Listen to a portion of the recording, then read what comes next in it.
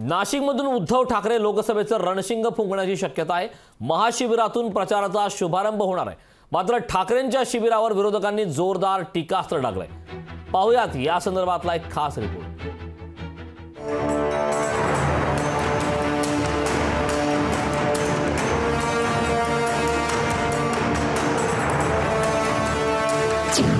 नाशिकमधून उद्धव ठाकरे फुंकणार प्रचाराचं रणशिंग। महाशिबिरातूनच होणार प्रचाराचा शुभारंभ। ठाकरेंच्या शिबिरावर विरोधकांचं टीकास्त्र। उद्धव ठाकरे नाशिकमधून लोकसभा निवडणुकीच्या प्रचाराचं रणशिंग फुंकण्याची शक्यता आहे। 23 जानेवारीला नाशिकच्या डेमोक्रेसी क्लबमध्ये ठाकरे गटाच्या पदाधिकाऱ्यांचं राज्यव्यापी शिबिर होणार आहे। शिवाय दुपारनंतर हुतात्मा अनंत कान्हेरे मैदानात ठाकरे गटाची सभा होणार आहे। या सभेतूनच उद्धव ठाकरे कार्यकर्त्यांना निवडणुकीचा कानमंत्र देणार असल्याचं सांगितलं जात आहे। नाशिकच्या अनंत कान्हेरे हुतात्मा अनंत कान्हेरे मैदान, त्याला तुम्ही पूर्वी गोल्फ क्लब मैदान म्हणायचात, त्या अनंत कान्हेरे मैदानावर खुलं अधिवेशन म्हणजे शिवसेनेची विराट जाहीर सभा होईल।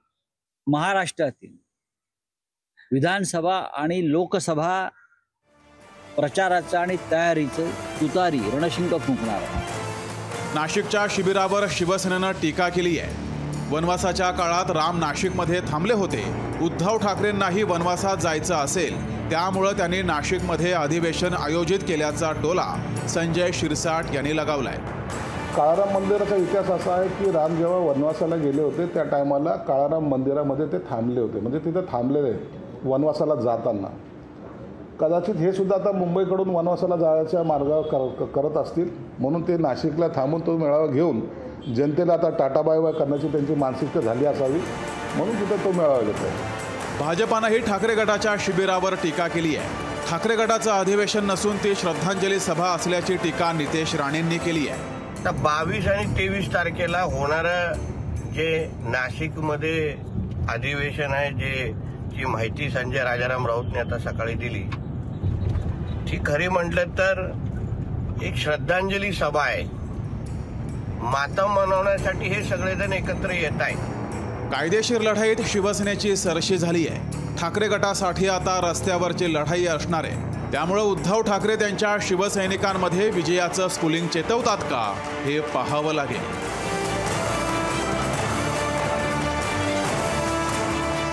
चेतन ननावरे, लोकशाही मराठी, मुंबई।